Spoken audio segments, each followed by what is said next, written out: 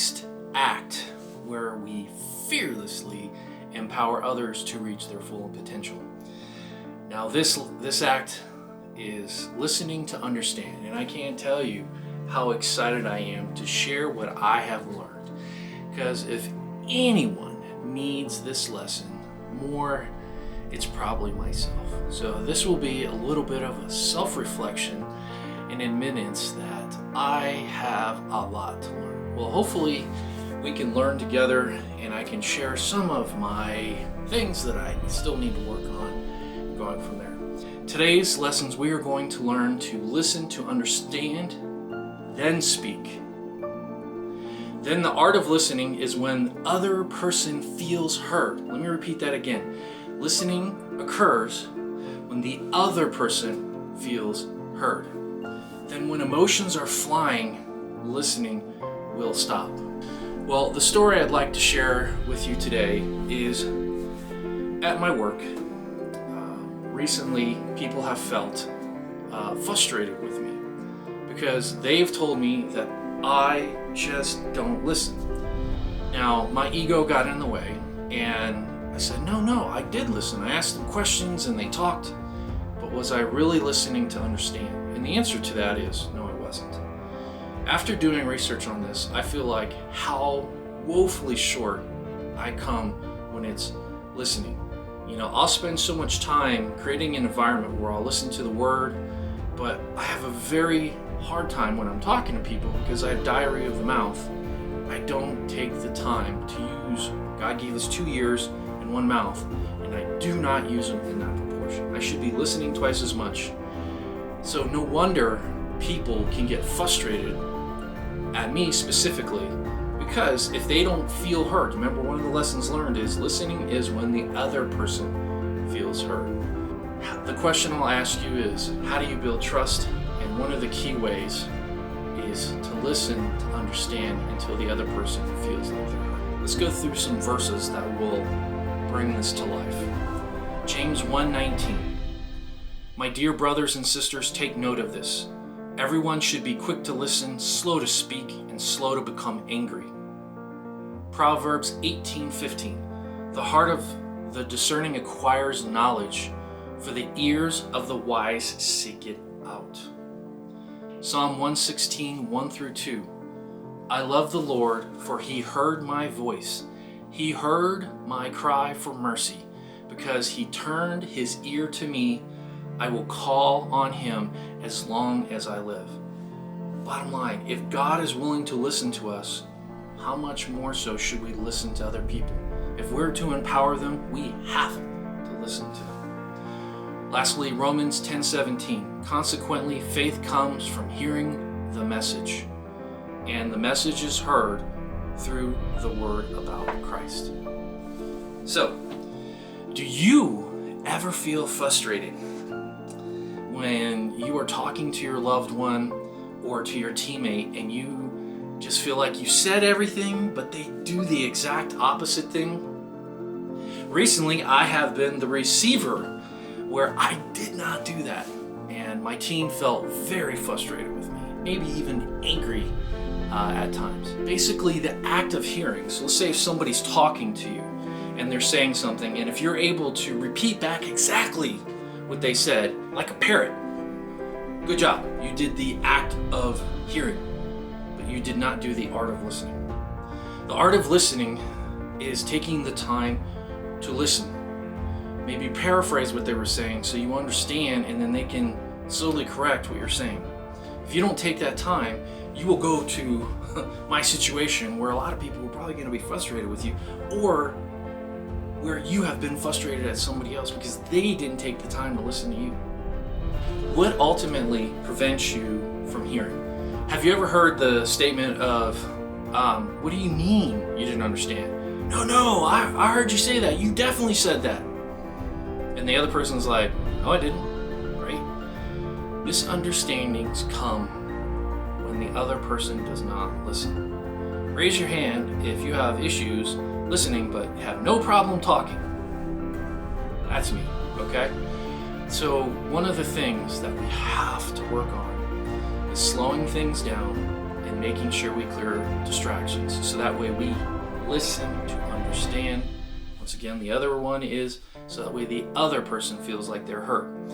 One example is, let's say it's with a loved one, or let's say with a brother or sister, or my daughter, or let's say a teammate.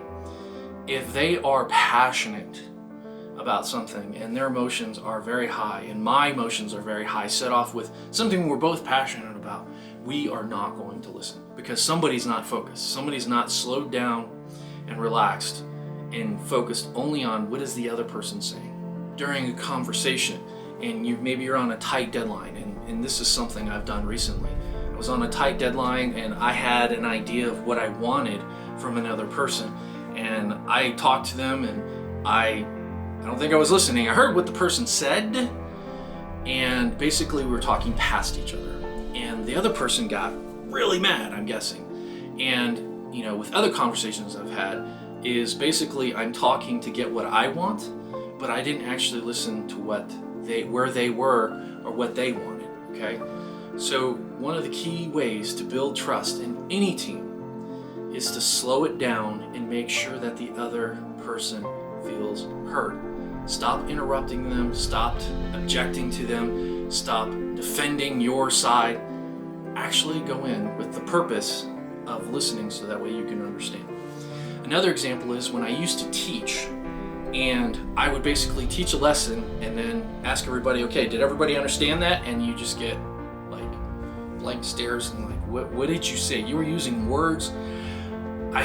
Great, thank you for sharing stories, thank you for droning on, but I understand a single thing that you wanted me to learn. So that's where you need to take time to maybe ask some questions ahead of time to say, what is your understanding of this?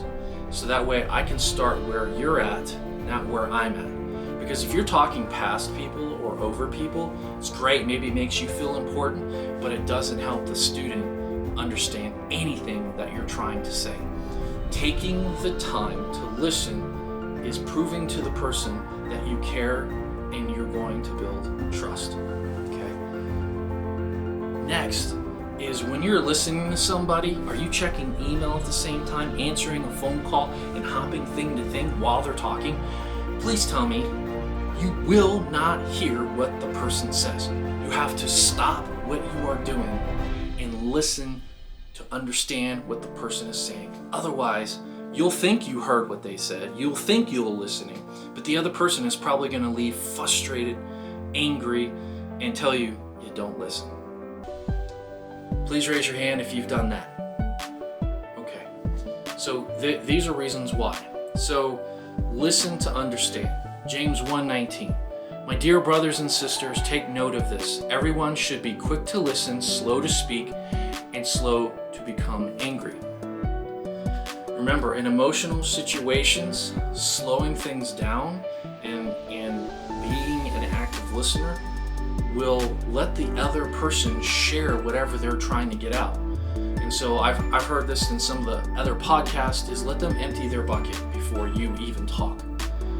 I am probably the worst at this, where I think I have to fix something or I have to say some mentoring moment and it's great. But if you don't let them empty their bucket, they do not feel like they've been heard. So very important that you let them finish. Trust me, if you're quiet, they will fill the space. Replace judgment with curiosity. What does that mean? Ask more questions. Say things like, go on, or tell me what you mean by that. These are things to where you are going to say so you understand from their perspective, not from yours. If you're talking from your perspective, what do we just say? Maybe you're talking over them or past them. Doesn't help the conversation whatsoever. How can we turn what we just learned to benefit our spiritual gifts and to help others? Let's start with reading verse Luke 12-3. What you have said in the dark will be heard in the daylight, and what you have whispered in the ear in the inner rooms will be proclaimed from the roofs. Be very careful what music you listen to, what TV shows you watch, what YouTube videos you watch. If you fill your mind, heart, and soul with negative things that do not bring glory to God, trust me, every day there are forces out there that don't want you to be a force for good, a force for God, to fearlessly empower others. Take the time to listen. Cause, take your own advice. Take the time to listen to others. This is something I will be working on. So the exercises I'm going to give you, I am definitely going to be working on this week. Okay? You should be as well as too. Okay? Our purpose here is to fearlessly empower others. How empowered will your team feel if they feel like they're being heard? Like they feel like you are taking the time to care, to show that you care about them. It's such a simple act, but it is so hard for us to do because we get so busy. We've got emails to check, we've got social media to check, we've got games to play, maybe we've got appointments, our kids are yelling at us, but if we don't take the time to listen for those who we love the most, how will they know we're going to care? And it's one simple way. Let me read Psalm 116, 1-2. I love the Lord, for he heard my voice. He heard my cry for mercy. Because he turned his ear to me, I will call upon him as long as I live. If God is willing to listen to our pleas and our cries and our prayers, should we not follow his example? We should follow his example. Be a force for good. Be a force for God. Use your spiritual gift. And this is something God has given us. It is something that you can practice. Now let's go into our personal challenges along that note. Make sure that you practice not saying anything. Let the other person empty their bucket, and you are slow to speak. The Bible verse from before. When somebody else is speaking, don't react. Don't object. Don't try to fix something. Don't try to tell them your side of the thing right away. Let them say what they have to say. Let them feel like they need to be heard. Another exercise you can do is go to people who have told you and had the courage to tell you, hey, you don't listen. Go to them and have a conversation. Shut your mouth and listen what they have to say. Practice it and then ask them. Admit to them, I haven't always heard you. And this is what I would say. I have diarrhea of the mouth. And I'm going to try to do better to listen to what you have to say. And in the past, I don't know that I've always done that. So practice that. Try to figure out understanding their view. It doesn't mean that you always have to agree with what they have to say. But the fact that they feel that they've been heard and you give it time to understand, who knows? You might learn in the entire conversation and your relationship with that person, and the way you show the care will change. So for the team challenge, we are leaders.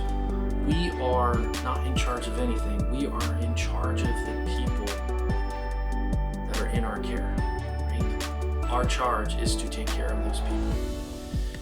How are you doing your best to make the people in your charge their natural best? Well, one way to do that is to practice listening. So one exercise you can do with them is, if you have, let's say you don't see eye to eye on a project or a goal, or maybe something you believe in life, sit down, talk with them, and then when they share their side, don't object, don't judge, be relaxed. Seriously, no confrontation, no argument, you're not fighting for your side. Then paraphrase back to where they got, where they came, where did they come to that opinion? Where did they come to that judgment? Number 2, next time when somebody comes in, slow it down and say, hey, I want to listen to what you have to say, but can you start from the beginning because I don't know where you're at right now. By practicing that and slowing it down, will let the other person know that you want to listen to what they have to say and not just go to the next thing, the next email, the next project that you have to do. Finally, go to those people. This is something that I will be working on. Go to those people who have said, he or she doesn't listen to me. They never listen. Go to them. Have that conversation and tell them, be open. Leaders who admit that they are human are authentic, and this will build trust. Then let them talk.